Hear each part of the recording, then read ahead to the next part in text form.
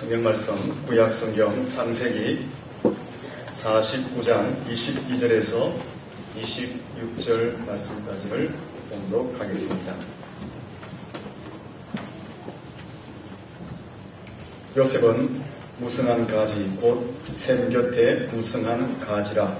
그 가지가 담을 넘어도다.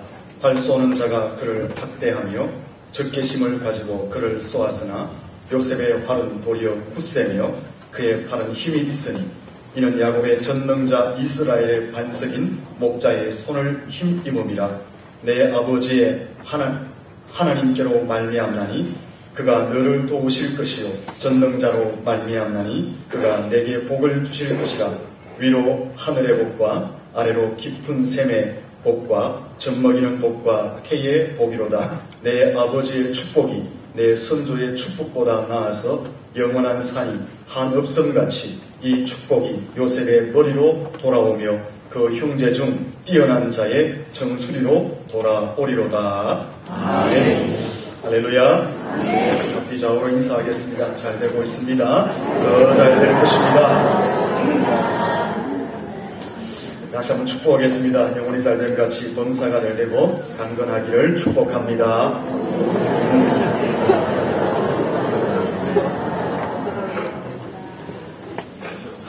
말에는 몇 가지 놀라운 능력이 있습니다.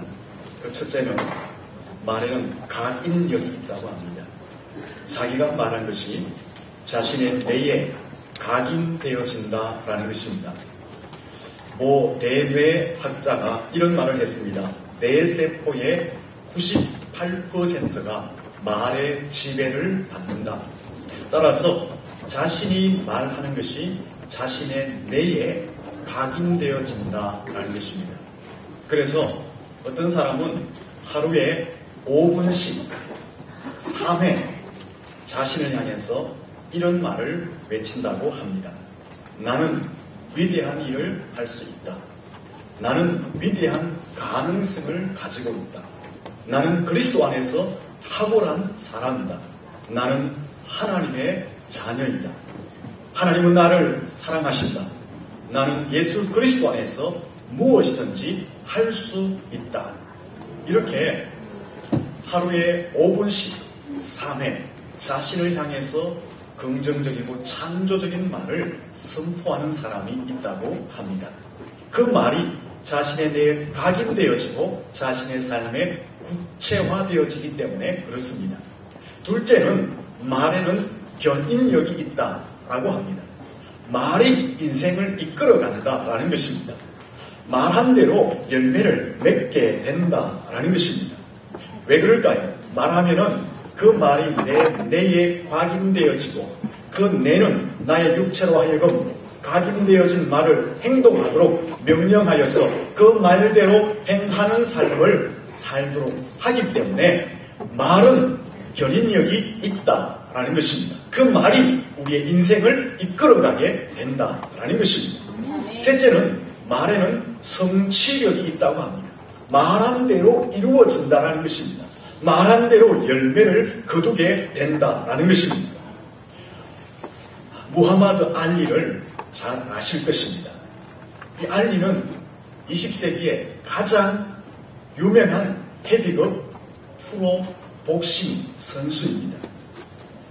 이 사람에게 붙어있는 애칭이 있습니다. 무엇입니까? 나비처럼 날아서 벌처럼 쏜다. 이 알리는 한 번의 경기에 대전료를 100억 이상 받는 그런 시합들을 많이 하였습니다. 알리는 수많은 경기 가운데 승리하는 일을 성취했습니다. 그는 승리를 하면서 이런 말을 했습니다. 나의 승리의 반은 내 주먹에 있고 반은 말에 있다라고 했습니다. 그래서 그는 시합 전에 이런 말을 외쳤다고 합니다. 나는 이긴다. 나는 세계에서 제일 강한 복서이다. 그렇게 외치고 시합에 임하였다고 합니다. 그래서 그는 세계 복싱계의 전설로 남아 있습니다. 말은 이와 같이 성취력을 가지고 있는 것입니다. 따라서 말을 하실 때에 아름답고 긍정적이고 창조적이고 또한 적극적이며 축복의 말들을 많이 하도록 애를 써야 하는 것입니다. 성경에도 동일한 말씀을 하고 있습니다. 잠언 13장 2절에 보면 사람은 입의 열매로 그 복록을 누린다라고 했습니다. 잠언 18장 20절에는 사람의 입에서 나오는 열매로 말미암아 배부름을 얻게 되고 그 입술에서 나오는 것으로 말미암아 만족함을 누리게 된다라고 했습니다. 잠언 18장 21절에서는 죽고 사는 것이 혀의 힘에 달렸다고 합니다. 혀의 열매를 먹고 사람들이 살게 된다고 말씀하고 있는 것입니다. 하나님께서도 말씀하셨습니다. 민수기 14장 28절에 보면은 너희 말이 내 귀에 들리는 대로 내가 너희에게 행하리라. 우리가 말하는 대로 하나님께서 우리의 인생 가운데 시행하시겠다. 우리의 말대로 이루시겠다. 우리가 말을 선포한 대로 하나님께서 성취하시겠다라고 말씀하고 있는 것입니다. 따라서 우리는 우리의 입술을 통해서 항상 아름다운 말, 긍정적이고 적극적이고 창조적인 말, 축복을 선포하는 말, 희망을 선포하는 말, 이런 말들을 많이 할 수 있어야 하는 것입니다. 오늘 본문 창세기 49장의 말씀은 147세가 된 야곱이 그의 12아들들의 이름을 하나하나 부르면서 축복한 축복의 말씀이 기록되어져 있습니다. 이 축복의 말씀에도 보면 세 가지 특징이 있습니다. 첫째는 아버지가 아들에게 축복을 했다는 것입니다. 둘째는 그 아버지 야곱이 12아들의 지난날의 행함을 보고 그 행하는 대로 축복해 줬다는 것입니다. 그 아이들의 자녀들의 지난날의 삶을 보면서 그 행함을 보고 때로는 축복도 하고 때로는 저주의 선언도 했다라는 것입니다. 세 번째 특징은 아버지가 축복한 대로 그 자녀들과 그 후손들에게 그대로 이루어졌다라는 것입니다. 49장 말씀을 쭉 읽어보면은 이 야곱이 아들들에게 복에 관한 말씀도 저주에 관한 말씀도 선포했는데 그 모든 것이 그 자녀들에게 그대로 성취되어졌다라는 것입니다. 따라서 여러분들이 자녀들과 가족들의 말 한마디를 할 때도 신중하게 해야 합니다. 여러분 자신을 향한, 여러분의 인생을 향한, 여러분의 사업장과 여러분의 직장을 향한, 여러분들이 계획하고 소망하는 것들을 향한 여러분의 입술의 말을 아주 신중하게 고백하고 선포할 수 있어야 하는 것입니다. 여러분을 만나는 사람들에게, 여러분이 속한 공동체 속에도, 이 시대를 향해서, 이 종과 민족을 향해서도 우리가 내뱉는 말 한마디를 아주 신중하게 해야 한다라는 것입니다. 왜냐하면 하나님께서 우리가 말한 것을 듣고 그 들으신 말씀을 우리의 인생 가운데, 우리의 역사 가운데, 우리의 시대 가운데 그대로 행하시고 이루시고 성취하시기 때문에 그렇습니다. 그러므로 어떠한 경우에도 아름답고 긍정적이고 창조적이며 축복의 말을 할 수 있기를 예수님 이름으로 축원합니다. 우리 옆 사람이 한번 인사할까요? 축복을 선포하며 삽시다. 따라하겠습니다. 나는 아름답고 창조적이고 긍정적이고 축복적이고 희망적이고 위로를 주고 소망을 주고 이런 말을 하며 살겠습니다. 할렐루야. 본문은 야곱이 그의 아들 요셉에게 축복한 내용의 말씀입니다. 요셉 역시 아버지 야곱이 요셉의 삶을 돌아보며 그 삶을 근거해서 요셉에게 아버지 야곱이 축복을 합니다. 요셉은 지도를 좀 띄워주시오. 요셉은 일찍 17세 때 형들의 질투를 받아서 형들로 말미암아 애굽의 종으로 팔려가게 됩니다. 여러분 예루살렘 보이십니까? 네, 저기 지금 저기가 예루살렘인데 야곱의 가족들이 예루살렘 조금 위쪽에 베델에 있었습니다. 그리고 야곱의 형들은 조금 더 올라가면 세겜이 있습니다. 세겜에서 양들을 치고 있었습니다. 아버지 야곱이 요셉에게 심부름을 보내잖아요. 형들에게 가보아라. 이제 저쪽에 간 거예요. 저쪽에 갔는데 형들이 요셉을 질투하여서 저기서 죽이려고 하다가 죽이진 않고 이제 종으로 팔아먹습니다. 팔아서 어디로 가느냐? 예, 저쪽으로 가는 거예요. 저기 애굽 쪽. 이렇게 애굽으로 팔려가서 어디서 생활하게 됩니까? 보디발의 집에서 종으로 살게 됩니다. 애굽에서 종노릇하기 시작한 때가 팔려간 때가 17세였습니다. 그리고 30세가 되면서 인생 역전의 상을 맞이하게 됩니다. 애굽의 국무총리가 되게 됩니다. 애굽의 국무총리가 된 이후에 요셉은 자기의 아버지와 형제 70인들을 애굽으로 초청하게 되는 것입니다. 아까 예루살렘 위에 베델과 세겜에 있는 그 야곱의 70명의 가족들을 애굽으로 초청하게 됩니다. 그래서 저곳에서 자신의 축복을 나누고 함께 행복한 삶을 살게 되는 것입니다. 야곱은 이 요셉의 지난날의 삶을 돌아보면서 요셉에게 축복을 하였습니다. 그러면 아버지 야곱이 요셉의 지난날을 돌아보면서 축복한 축복의 내용이 무엇이냐 하는 것입니다. 그 첫째는 샘 곁에 무성한 가지라 그 가지가 담장을 넘었다라는 축복을 하였습니다. 22절 말씀을 우리 같이 한번 읽어보도록 하겠습니다. 본문 22절을 읽습니다. 요셉은 무성한 가지 곧 샘 곁에 무성한 가지라 그 가지가 담을 넘었도다. 이 말씀을 쉽게 설명하면은 요셉이 영육간에 복을 받고 번성하였다라는 것입니다. 그런데 그 복을 받은 것이 그의 개인의 담을 넘었다라는 것입니다. 그래서 가정과 가족들과 가문에게 민족과 열방에게까지 그 주신 복과 은혜를 나누었다라는 것입니다. 물질을 나누었다라는 것입니다. 축복을 나누었다라는 것입니다. 그래서 축복의 통로가 되었다라고 말씀하고 있는 것입니다.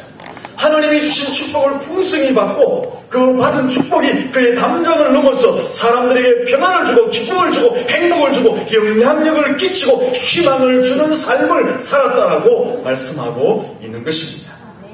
여러분의 삶에도 이 축복이 있기를 축원합니다. 옛날 이스라엘 사회에 보면 넓은 포도원을 가진 주인들은 그 포도나무 가지가 담장을 넘어서 포도 열매를 맺게 되면 그 포도 열매를 다시 담장 안으로 거두어 들이지 않는다고 합니다.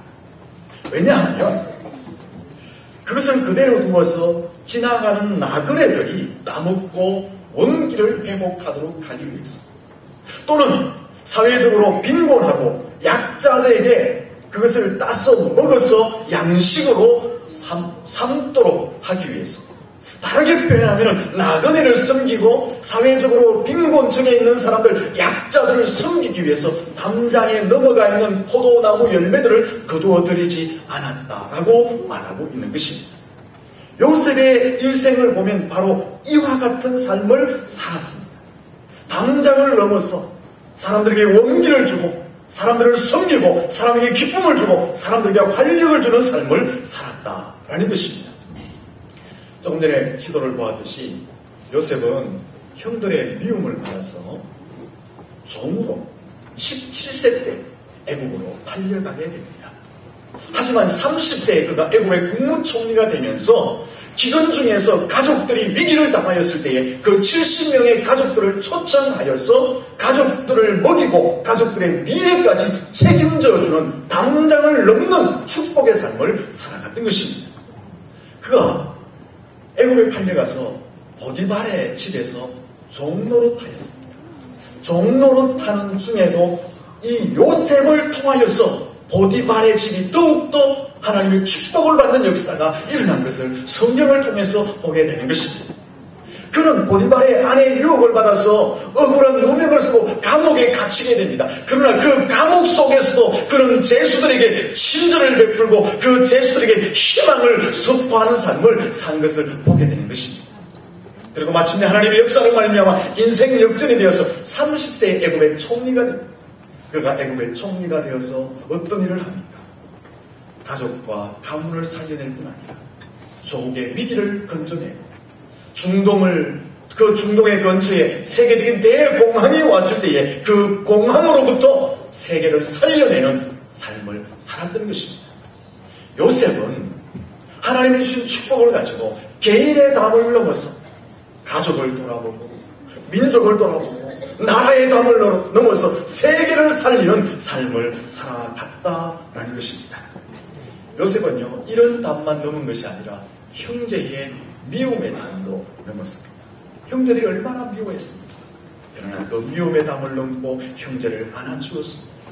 요셉은요, 외로움과 고독의 담도 넘어갔습니다.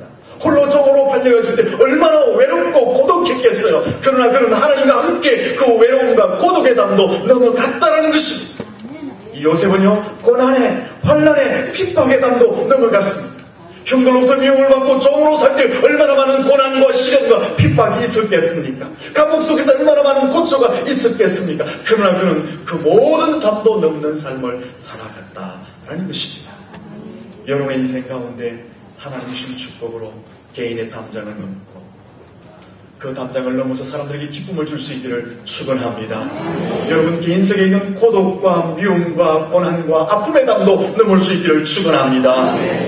여러분 어떤 삶이 이 땅에서 잘 사는 삶일까요?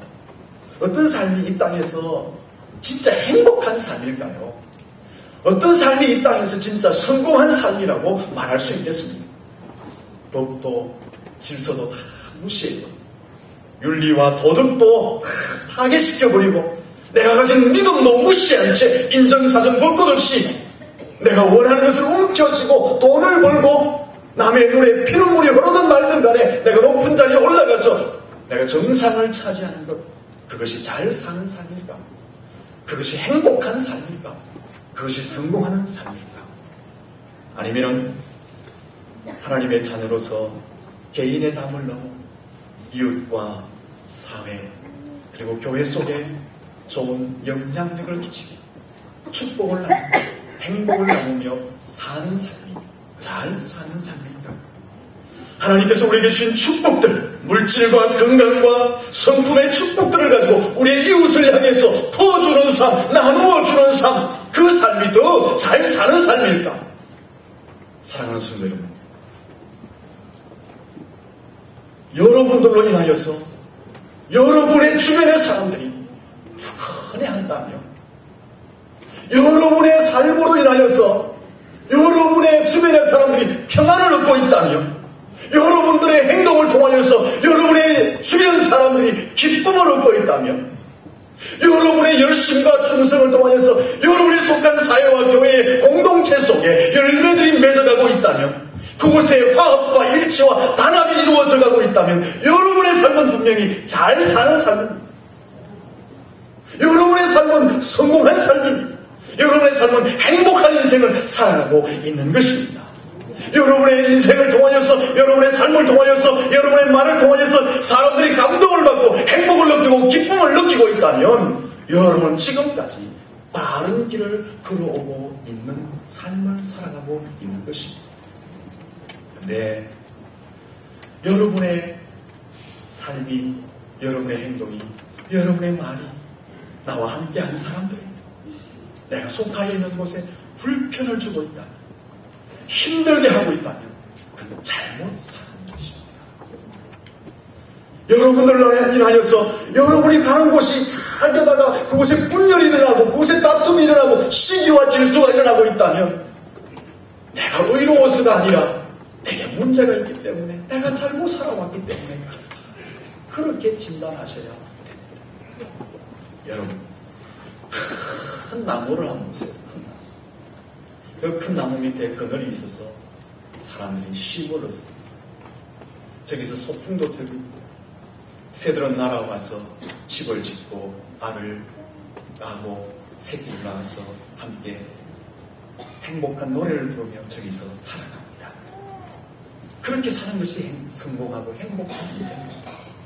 여러분들도 큰 나무가 되어야 됩니다. 여러분의 나무 그늘 아래서 여러분이 만나는 모든 사람들이 거기서 모든 짐을 내려놓고 푹 쉴 수 있는 그런 나무가 되어야 됩니다. 여러분의 품에서 사람들이 행복을 느끼고 희망을 가지고 소망을 가지는 그런 큰 나무의 인생으로 살아가셔야 한다라는 것입니다. 여러분 때문에 여러분 주변 사람들이 배부름을 얻고 만족함을 얻고 원기가 막 회복되어지고 삶에 대한 의욕을 가지고 인생에 대한 소망을 가지고 새로운 삶을 살아가게 다짐이 막 일어나는 그런 큰 나무의 삶을 살아가야 하는 것입니다. 그렇게 되시기를 예수님 이름으로 축원합니다. 우리 옆 사람에게 축복할까요? 큰 나무로 살아갑시다. 바로 요셉이 이런 삶을 살았습니다. 큰 나무가 되었죠. 그래서 가족과 가문을 그 그늘 아래에서 쉬게 하고 먹여주었습니다. 그들의 미래까지 책임져 주었습니다. 기근이 올 때에 그 나라의 위기를 구출하고 중동과 세계 대공황이 올 때에 그 중동 지역과 세계를 살려서 먹이는 큰 나무, 그의 개인의 담장을 넘어서 세계의 담장을 넘는 그런 큰 나무로 요셉이 살아갔던 것입니다. 요셉의 축복 중에 참 귀한 것은 다시 22절 말씀을 한번 볼까요? 이걸 빼면 안 됩니다. 같이 읽어보겠습니다. 22절 말씀을 읽습니다. 요셉은 무성한 가지 곧 샘 곁에 무성한 가지라 그 가지가 담을 넘었도다. 여러분 저기 보시면 샘 곁에 무성한 가지라고 기록하고 있습니다. 왜 샘 곁에 무성한 가지라고 했을까요? 샘 곁에 무성한 가지는 어떤 의미를 가지고 있느냐? 잠시 무성하였다가 시들어 버리지 않는 가지라는 의미를 담고 있습니다. 한때 장성했다가 뜨거운 바람이 막 불면은 바싹 마르고 찬바람이 막 불면은 낙엽이 떨어지고 그 바람에 꺾여지는 것이 아니라는 것입니다. 반짝 한번 일어났다가 사라지는 것이 아니라는 의미로 샘 곁에 무성한 가지라고 말씀하고 있는 것입니다. 샘 곁에 무성한 가지는 가뭄이 와도 태양이 장렬하게 내리쬐도 그 가지는 계속 푸르른 모습으로 유지하고 있는 것입니다. 사시사철 푸르름을 유지하면서 시절을 쫓아서 과실을 맺어가게 되는 것입니다. 샘 곁에 무성한 가지는 가뭄이 와도 두렵지 않습니다. 태양이 이글거리면 이글거릴수록 더욱더 무성하게 자라가게 되는 것입니다. 왜 그렇습니까? 그 뿌리를 샘 깊은 곳에 두었기 때문에 그렇습니다. 여러분의 인생이 샘 깊은 곳에 뿌리를 둘 수 있기를 축원합니다. 그러면은 여기 샘이란 무엇인가? 샘은 무엇일까요? 하나님의 은혜, 하나님의 말씀을 샘이라고 말합니다. 하나님의 은혜와 하나님의 말씀에 깊은 뿌리를 내리고 있으면 여러분의 인생에 더운 바람이 불어와도 찬바람이 불어와도 흔들리지 않습니다. 여러분의 인생이 사막처럼 황량한 곳에 놓여있다 할지라도 그 사막 가운데서도 더욱 잘되게 되는 것입니다. 환난이 와도 고난이 와도 여러분이 하나님의 은혜의 샘, 말씀의 샘에 깊은 뿌리를 내려놓고 있으면 더 번성하게 되는 것입니다. 왜 그럴까요? 우리의 근본적인 뿌리를 하나님의 은혜와 말씀에 깊이 내리고 있기 때문에 그렇습니다.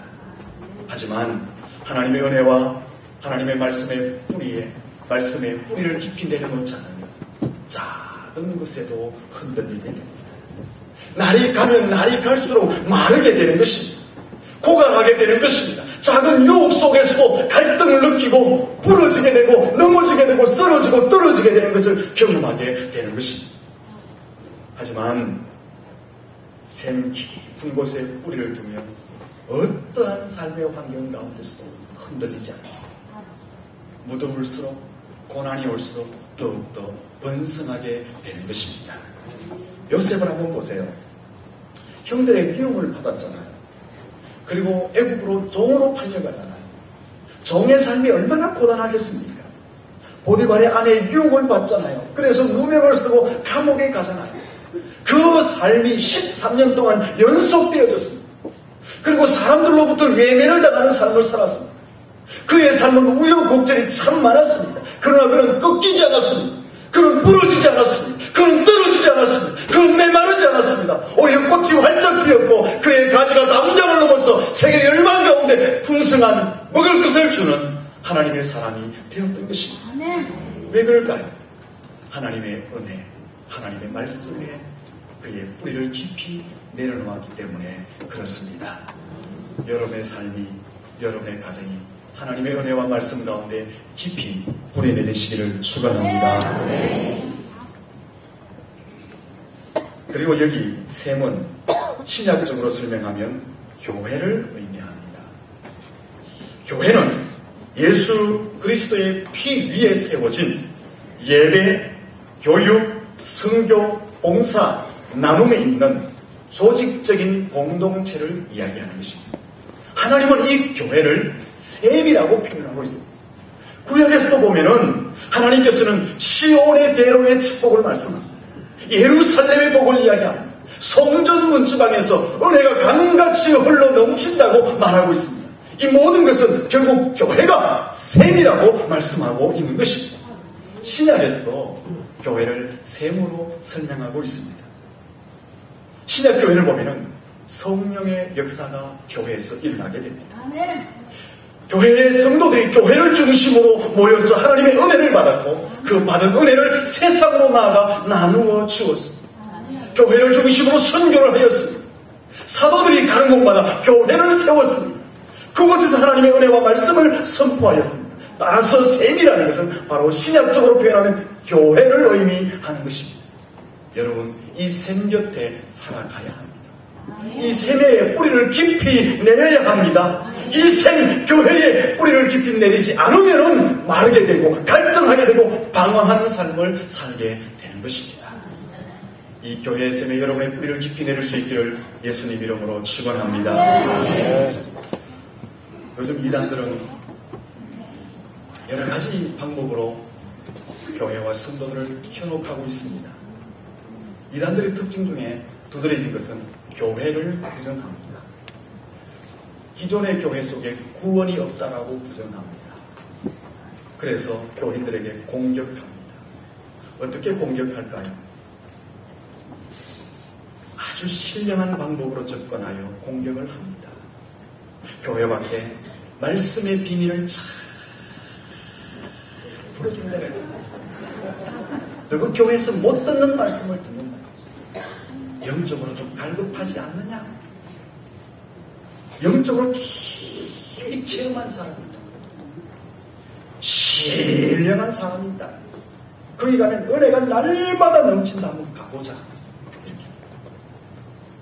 우리의 영성을 건드리면서 교회의 성도를 유혹하고 그것은 교회를 부정하는 행위입니다.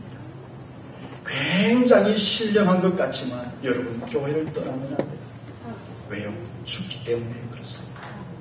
왜요? 교회가 하나님께서 정하신 축복의 셈, 은혜의 셈, 생명의 셈이기 때문에 그렇습니다. 여러분 그리고 여러분의 신앙이 그런 신비적인 것에 맛이 들리면은 굉장히 곤란해집니다. 신비적인 신앙의 맛이 들리면요 자꾸 이곳을 찾게 되고 저곳을 찾게 되고 교회 밖에 여기 좀 뭐 있다 그러면 거기로 달려가고 저기 있다 그러면 저기로 막 달려가고 그러다 보면 어떻게 되는지 아세요? 내 영혼이 황폐하게 교회에 적응을 하지 못하게 교회에 적응을 하지 못하게 되고 내 영혼이 황폐하게 되면 하나님께서 시온을 통해서 주시고자 약속하신 축복들 예루살렘의 복을 허락하신 그 축복들 하나님께서 성전을 통해서 흘러내리신 그 은혜의 축복들 성전을 통해서 주시는 성령의 충만함과 하나님의 말씀과 은혜의 축복들을 놓치게 되는 것입니다. 그러므로 이 셈 교회 이 셈에 깊이 뿌리를 내릴 수 있기를 예수님 이름으로 축원합니다. 이 셈 곁에 살아야 됩니다.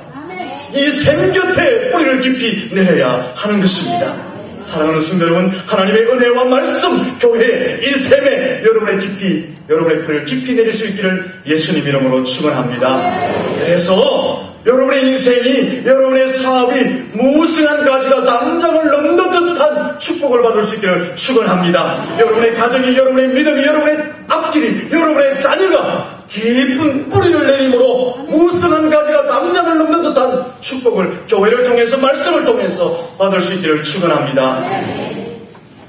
여러분이 그렇게 복을 받으면 어떻게 될까요? 지친 사람들에게 힘을 줄 수가 있는 것입니다. 여러분이 하나님의 은혜와 말씀과 교회에 깊은 뿌리를 내려서 하나님으로부터 영양분을 쫙 공급받으면 여러분의 삶 속에 상처난 사람들에게 진정한 위로를 줄 수가 있어요. 진정한 실패한 자들에게 용기를 주고 원기를 북돋워 줄 수 있는 것입니다. 여러분이 하나님 앞에서 영과 영의 풍성한 축복을 받으면 가난한 자에게 식물이 되어줄 수가 있습니다. 식물이. 여러분이 진정한 하나님 안에서 풍성한 영양분을 공급받게 되면 여러분이 가는 곳마다 화해와 일치와 하나님의 역사가 일어나게 되는 것입니다. 여러분의 삶이 남을 도와주고 살려주고 영향을 주고 사랑해주는 삶이 되게 되는 것입니다. 이 삶이 여러분 개인의 담을 넘고 국경을 넘을 수 있기를 축원합니다. 여러분, 여러분의 업적이 국경을 넘을 수 있기를 축원합니다. 사업이 국경을 넘기를 축원합니다. 여러분의 명예와 권세와 능력들이 국경을 넘을 수 있기를 축원합니다. 우리 교회가 이 청도를 복음화하는 것을 뛰어넘어 세계 열방 가운데 하나님의 복음을 전하는 능력 있는 교회가 되기를 축원합니다. 이것이 바로 샘 곁에 심겨진 나무가 무성하여 가지가 담장을 넘는다라는 것입니다. 내 개인의 축복을 뛰어넘어서 하나님이 주신 축복을 가지고 이웃을 향해서 사회를 향해서 시대를 향해서 이 조국을 향해서 열방을 향해서 나누어주고 퍼주는 인생이 된다라는 것입니다. 이 은혜가 넘치기를 축원합니다. 둘째로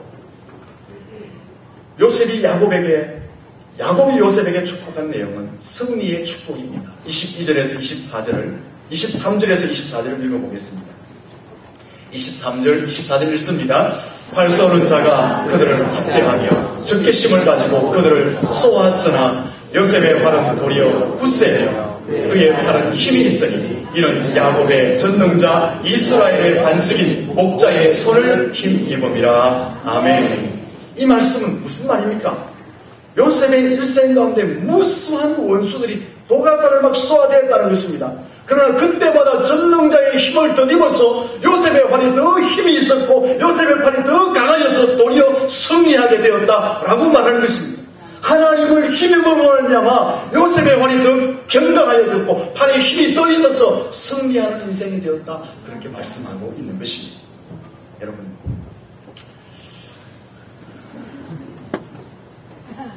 맞습니까? 요셉이 형들로부터 미움과 시기와 또한 괴롭힘의 도가사를 이렇게 쏘임을 당했잖아요. 형들이 요셉을 향해서 미움과 시기와 이 질투의 도가사를 쏘았잖아요. 그런데 요셉은 무엇으로 이깁니까? 사랑과 용서와 화해와 이해로 그 미움의 화살을 이겨냅니다. 할렐루야. 보디발의 아내가 유혹을 하잖아요. 유혹의 도가사를 쏘았습니다. 그때 요셉은 신앙과 믿음과 정절의 화살로 이겨냅니다.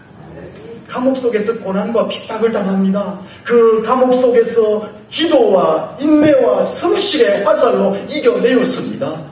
사람들로부터 배신의 도가사를 맞았습니다. 그러나 그는 신실한 하나님 앞에서 소망의 화살로 그 배신을 이겨내었던 것입니다. 외로움과 고독의 도가사를 맞았을 때에 그는 하나님이 나와 함께 하십니다. 임마누엘의 화살로 이겨내었던 것입니다. 어떻게 이 모든 도가살들을 이겨낼 수 있었을까? 요셉이 전능자의 손을 힘입었기 때문에, 하나님을 의지했기 때문에 하나님이 그에게 더 강력한 힘을 주심으로 그 모든 도가살들을 이겨낼 수가 있었던 것입니다. 여러분, 우리를 해치게 하는 것들이 주변에 얼마나 많이 있습니까? 그럴 때마다 하나님을 의지하고 하나님을 바라볼 수 있기를 축원합니다. 그러면 하나님이 우리 팔에 힘을 주십니다. 우리 활을 더욱더 굳세게 해주십니다. 그러면 승리하게 될 줄로 믿습니다. 하나님 바라보시면 우리를 바라보는, 우리를 공격하는, 우리를 넘어뜨리는 원수보다 우리를 더 강하게 하십니다. 그래서 우리가 그 원수를 이겨 승리하게 될 줄로 믿습니다. 영적 전쟁에서도 승리하게 될 줄로 믿습니다. 하나님이 우리에게 힘을 주시고 치열한 경쟁 사회 속에서도 승리하게 될 줄로 믿습니다. 하나님을 바라고 의지. 셋째로 요셉의 축복은요, 영과 육의 부요의 축복입니다. 25절 말씀을 같이 한번 읽어보겠습니다. 25절을 같이 읽습니다.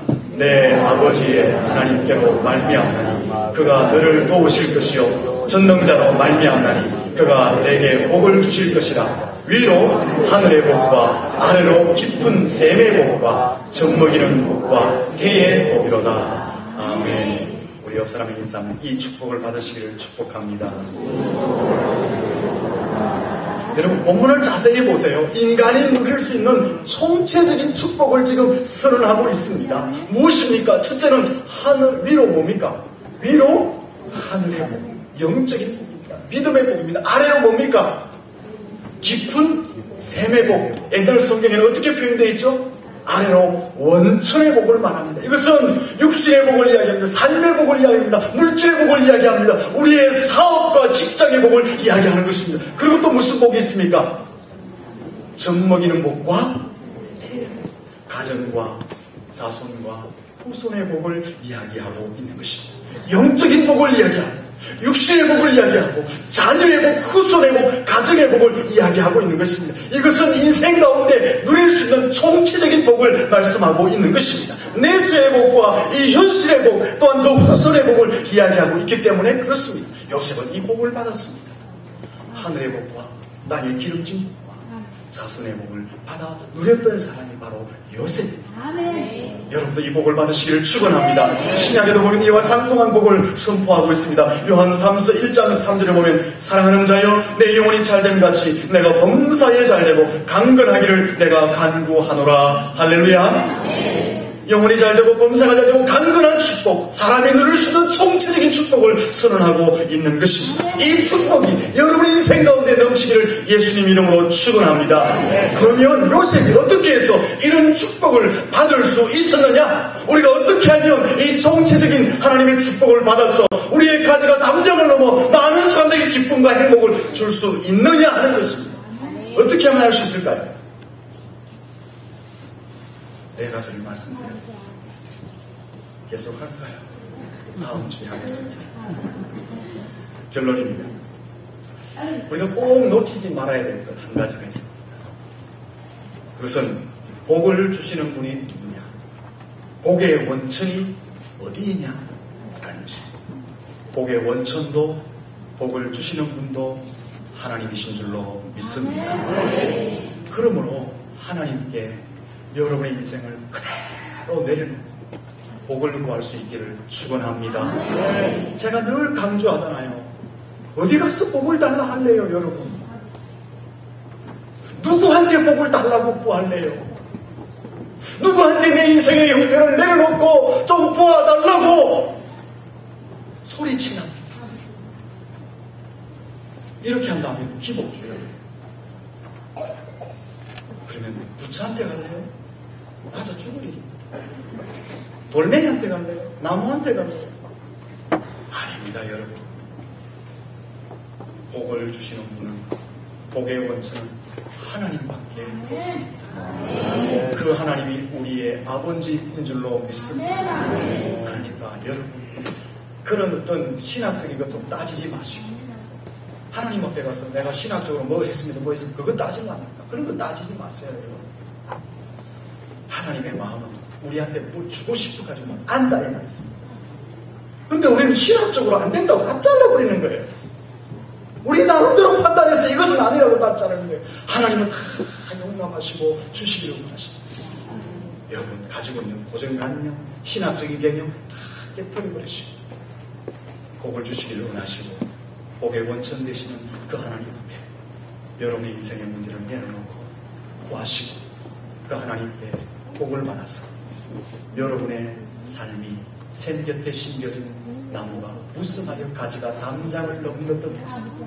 하나님 주신 복을 여러분 가족에, 여러분 가문에, 우리 청동에, 나라와 민족, 열방 가운데 나누어주는 진정한 잘 사는 삶, 복된 인생, 그렇게 해서 성공하는 인생 되시기를 예수님 이름으로 축원합니다.